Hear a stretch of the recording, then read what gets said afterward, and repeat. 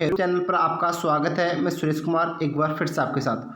दोस्तों, आपका एक पेपर हल करा दिए हैं। आज ये दूसरा पेपर है ITI सेकेंड ईयर इलेक्ट्रीशियन के लिए। तो दोस्तों, अगर चैनल को पहली बार विजिट करिए तो सब्सक्राइब जरूर करना। अगर वीडियो आपको अच्छा लगे तो उसको लाइक करना, दोस्तों ऐसे देखिए शेयर करना, क्योंकि दोस्तों इस चैनल के माध्यम से आपको ITI के पेपरों का एनालिसिस कराया जाता है। साथ ही अगर आपको ये पेपरों की PDF फाइल चाहिए तो भी डिस्क्रिप्शन जाइए, वहाँ पर टेलीग्राम ग्रुप पर ज्वाइन करो, तो वहाँ पर सभी प्रकार के पेपर अवेलेबल है। साथ ही जैसे ये हम वीडियो आएगा आ गया आपका, तो वहाँ पर टेलीग्राम पर भी इस PDF फाइल को हम अपलोड कर देंगे। तो अगर आप ITI के स्टूडेंट हो तो इस चैनल को सब्सक्राइब कर बेल आइकन को प्रेस करना, जिससे आपको अगली क्लास नोटिफिकेशन मिल जाएगा। तो स्टार्ट करते, ज़्यादा वक्त खराब नहीं करें। आपके जैसे ही सेकेंड ईयर के 5 या 10 पेपर कंप्लीट हो जाएंगे, फिर फर्स्ट ईयर इलेक्ट्रीशियन थ्योरी के लेके आएंगे। और आपका जो वर्कशॉप कंप्यूटर साइंस का पेपर है, ये लगभग सभी का कॉमन आता है, तो इनके भी फर्स्ट ईयर सेकेंड ईयर के पूरे पेपर हम हल कराएंगे जैसे ही आपका फर्स्ट ईयर सेकेंड ईयर के इनके पेपर हल होते ही। तो स्टार्ट करते हैं। और आपका सेकेंड मॉडल पेपर नंबर आ रहा है आज। तो इसका आपका जो पहला क्वेश्चन है, तो पहला क्वेश्चन देखो दोस्तों, आपका पहला क्वेश्चन है, एक AC मशीन जो एक तरफ स्लिप रिंग के सेट से AC प्रदाय प्राप्त कर दूसरी तरफ कम्यूटेटर के द्वारा बाहरी परिपथ को DC प्रदान करती है, इस मशीन को खालिस्तान नाम से जाना जाता है। तो बताओ दोस्तों, इस मशीन को किस नाम से जाना जाता है? तो दोस्तों, इस मशीन को हम रोटरी कन्वर्टर के नाम से जानते हैं। किस नाम से जानते हैं? रोटरी कन्वर्टर के नाम से जानते हैं। अगला क्वेश्चन है दोस्तों, एक फेज फुल वेव रेक्टिफायर की PIV का मान होता है। तो बताओ दोस्तों, इसका एक फुल वेव रेक्टिफायर PIV का मान कितना होता है? तो दोस्तों वो 2VM होता है। तो करेक्ट आंसर ए। अगला क्वेश्चन है, एक एक सिलेनियम डिस्टकारी के लिए एक फेज प्रत्यावर्ती वोल्टेज का इनपुट मान होता है। तो बताओ दोस्तों, यहाँ पर इनपुट वोल्टेज का मान कितना होता है? तो DC आउटपुट वोल्टेज से 10% अधिक होता है। तो करेक्ट आंसर बी। अगला क्वेश्चन है, बैटरी चार्जिंग के रेक्टिफायर के लिए उपयोग होने वाले ट्रांसफार्मर का साइज खालिस्तान पर निर्भर करता है। तो बताओ दोस्तों, इसका साइज किस पर डिपेंड करता है? तो बैटरी की चार्जिंग शक्ति पर डिपेंड करता है। Correct answer C. अगला क्वेश्चन है, एक शक्ति ट्रांसफार्मर में हीट सिंक का उपयोग किया जाता है। तो बताओ दोस्तों, हीट सिंक के लिए किसका उपयोग करते हैं? तो दोस्तों ट्रांजिस्टर के संग्राहक यानी कलेक्टर द्वारा ऊष्मा को बाहर निकालने की क्षमता बढ़ाने के लिए हम हीट सिंक का उपयोग करते हैं। तो करेक्ट आंसर बी। अगला क्वेश्चन नंबर 6 है दोस्तों, निम्न में से कौन सा सक्रिय घटक है? तो बताओ दोस्तों, इनमें से कौन सा सक्रिय घटक है? तो इनमें से जेनर डायोड है वो सक्रिय घटक है। क्या जेनर डायोड सक्रिय घटक है? अगला क्वेश्चन है, अर्धचालक पदार्थों में खालिस्तान तत्व प्रयोग किया जाता है। तो बताओ दोस्तों, अर्धचालकों में कौन सा पदार्थ प्रयोग किया जाता है? तो वह सिलिकॉन नामक अर्धचालक पदार्थ प्रयोग किया जाता है। आपका ये तीनों है, ये क्या चालक धातु है ऊपर वाली। अगला है, एक स्ट्रिंजिक अर्धचालक में अशुद्धि की मात्रा होती है। तो बताओ दोस्तों, इसमें अशुद्धि की मात्रा कितनी होती है? तो दोस्तों 10⁸ शुद्ध परमाणुओं में एक अशुद्ध परमाणु होता है। तो करेक्ट आंसर सी। अगला क्वेश्चन है, एक BY127 डायोड के बराबर और JEDEC डायोड का नंबर होता है। तो बताओ दोस्तों, ये आपका किस प्रकार हल होगा? इसका करेक्ट आंसर क्या आएगा? दोस्तों इसका करेक्ट आंसर N4007 इसका करेक्ट आंसर, यानी बी इसका करेक्ट आंसर। अगला क्वेश्चन है, एक सिलिकॉन डायोड के फॉरवर्ड वोल्टेज ड्रॉप का मान लगभग होता है। तो बताओ दोस्तों, फॉरवर्ड डायोड का वोल्टेज का मान कितना होता है? तो वो 0.7 वोल्ट होता है सिलिकॉन का। ठीक है, क्वेश्चन 10 हो चुके हैं। 11 नंबर क्वेश्चन दोस्तों आपका क्वेश्चन है, एक सेतु डिस्टकारी यानी ब्रिज रेक्टिफायर में प्रत्येक डायोड में प्रवाहित धारा का तुल्य होता है। तो बताओ दोस्तों, यहाँ पर धारा का प्रभावी मान तुल्य कितना होगा? दोस्तों वो होता है आपका बाहर धारा के तुल्य। क्या होता है? बाहर धारा के तुल्य। अगला क्वेश्चन है, जिनर डायोड में धारा के मान को खालिस्तान होता है दोस्तों। तो दोस्तों वो होता है आपके बाह्य परिपथ के प्रतिरोध द्वारा नियंत्रित करता है। तो करेक्ट आंसर इसमें डी। अगला क्वेश्चन है, रिपल फैक्टर ज्ञात करने का सूत्र है। तो बताओ दोस्तों, इन चारों में से रिपल फैक्टर सूत्र ज्ञात करने का सूत्र कौन सा आएगा? दोस्तों वो आता है रिपल फैक्टर बराबर V/V DC/100। Correct answer A. अगला क्वेश्चन है, क्वेश्चन नंबर 14 नंबर क्वेश्चन, निम्न चित्र में एक जेनर डायोड वोल्टेज रेगुलेटर का परिपथ दिखाया गया है। यदि आउटपुट में वोल्टेज स्थिर 15 वोल्ट चाहिए और टर्मिनल ए व बी इनपुट वोल्टेज होनी चाहिए। तो बताओ दोस्तों, इस प्रकार का ये डायग्राम है। तो ये डायग्राम किससे रिगार्डिंग है दोस्तों? तो दोस्तों इसमें दे रखा है इस डायग्राम में टर्मिनल ए बी के अपेक्षा, हाँ, टर्मिनल ए बी के अपेक्षा धनात्मक है। आपको मालूम है ये नेगेटिव बी की अपेक्षा ए क्या है, यानी टर्मिनल ए बी की अपेक्षा क्या है, धनात्मक है। इनपुट वोल्टेज 15 वोल्ट है और यहाँ पर इनपुट वोल्टेज कितनी है, 15 वोल्ट है। तो इसका करेक्ट आंसर क्या आएगा, सी। अगला क्वेश्चन दोस्तों आपका क्वेश्चन नंबर 15।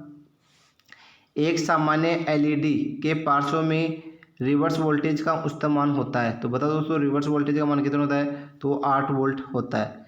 अगला क्वेश्चन, निम्न चित्रों में से एक सोलर सेल का संकेत की पहचान कीजिए। तो बताओ दोस्तों इनमें से सोलर सेल की पहचान किससे होती है? तो दोस्तों लगभग इसमें सेल का डायग्राम ये एक ही दिखाई दे रहा है। उसका करेक्ट आंसर क्या आएगा, ये बी इसका करेक्ट आंसर आएगा। अगला क्वेश्चन है, ट्रांजिस्टर के आधार पर उत्सर्जन यानी एमिटर के बीच होता है। तो बताओ दोस्तों एमिटर के बीच क्या होता है?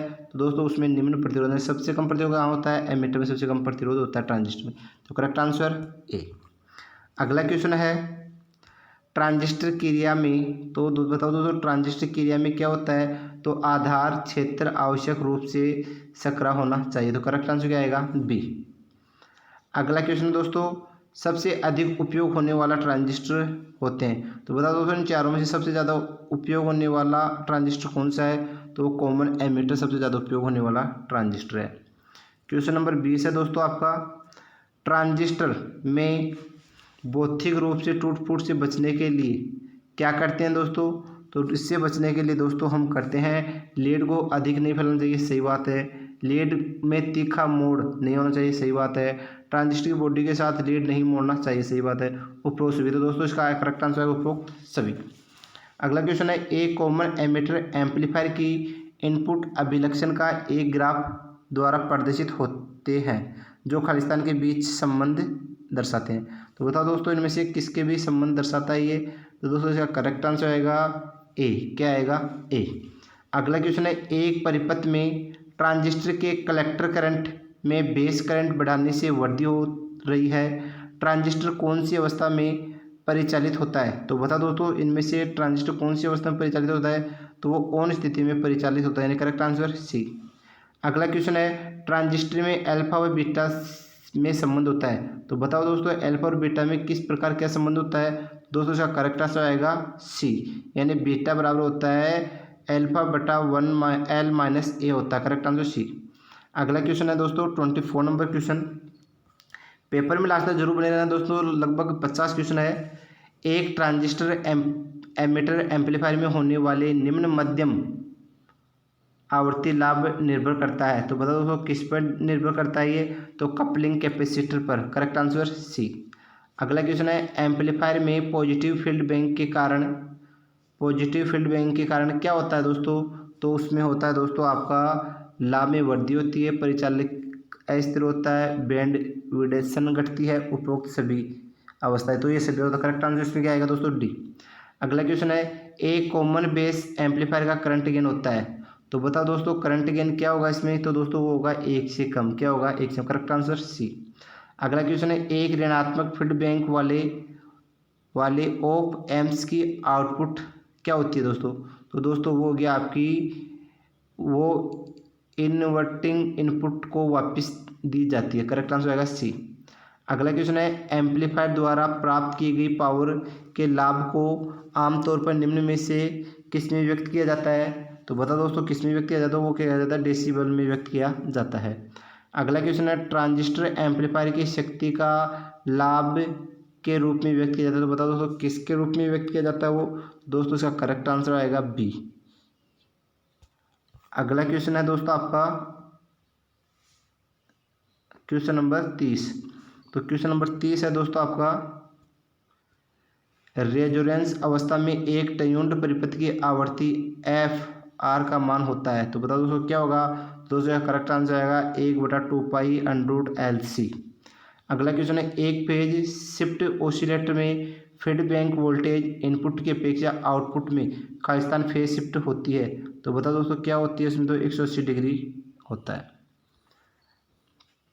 क्वेश्चन है अगला, किसी दोलन द्वारा निरंतर दोलन उत्पन्न होते रहे, इसके लिए दोलन को देनी चाहिए। तो बताओ दोस्तों इसके लिए दोलन को क्या देनी चाहिए। तो दोस्तों उसके लिए हमेशा पॉजिटिव फीडबैक देनी रहनी चाहिए। तो करेक्ट आंसर है डी। अगला क्वेश्चन है, यदि किसी क्रिटिकल की अनुनाद आवृत्ति 4.436 मेगाहर्ट्ज है तो दोलित्र आवृत्ति का मान क्या होगा। तो बताओ दोस्तों यहाँ पर दोलित्र आवृत्ति का मान क्या होगा। तो वो तो क्रिटिकल आवृत्ति के समान होगा। Correct answer C. अगला क्वेश्चन है दोस्तों आपका क्वेश्चन नंबर 34 नंबर,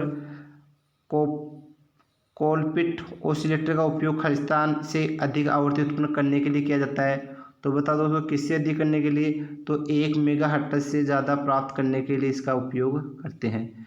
अगला क्वेश्चन है, एक एडजस्टेबल मल्टी वाइब्रेटर होता है। तो बताओ दोस्तों इसमें क्या होगा। तो दोस्तों यह करेक्ट आंसर है, में कोई स्थिर स्टेज नहीं होता है। क्या नहीं होता है, कोई स्थिर स्टेज नहीं होता है। अगला क्वेश्चन है, एक SCR के फायर हो जाने के बाद एनोड कैथोड के पार्श्व में वोल्टेज का मान होगा। तो बताओ दोस्तों वोल्टेज का मान क्या होगा यहाँ पे। तो यहाँ पर होगा दोस्तों 0.7 से 1 वोल्ट के लगभग। Correct answer C.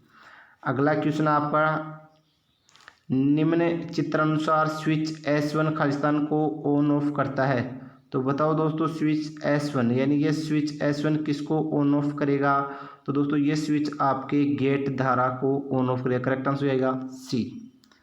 अगला क्वेश्चन दे रखा है दोस्तों वही डायग्राम वाला, और इसमें दे रखा है, निम्न चित्र में SCR के अभिलक्षण वक्र दिखाए गए हैं। चित्र में संख्या 1 को प्रदर्शित करता है। तो बताओ दोस्तों इस 1 को क्या प्रदर्शित कर रहा है चित्र में। तो बताओ दोस्तों उसका करेक्ट आंसर क्या आएगा। तो दोस्तों क्वेश्चन नंबर है 38 का, तो करेक्ट आंसर क्या आएगा।